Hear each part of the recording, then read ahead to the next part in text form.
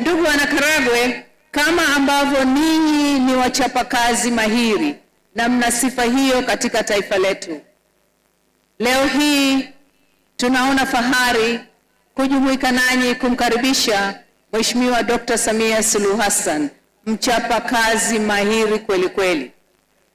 Na hapa imeelezwa na ninyi wenyewe mnathibitisha hilo.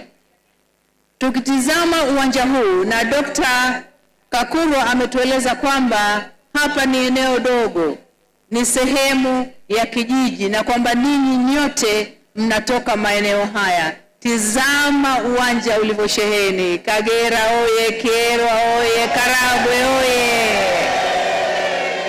Kujitokeza kwenu kwa wingi ni mwanzo wa safari muhimu sana ya kupiga kura tarehe 29 mwezi huu wa Oktoba. Kura mtakayokwenda kuipiga tarehe 29 Oktoba ni kura ya kuthibitisha uongozi wa Chama cha Mapinduzi. Ni kura ya kuthibitisha umahiri wa Chama cha Mapinduzi na kiongozi wake, mwenyekiti wake ambaye akiahidi anatenda. Huyo ndiyo Samia Suluhu Hassan. CCM oye! Dr. Samia Suluhu Hassan si mtu wa maneno mengi, ni mtu wa vitendo, na yameelezwa hapa na wenzangu waliozungumza.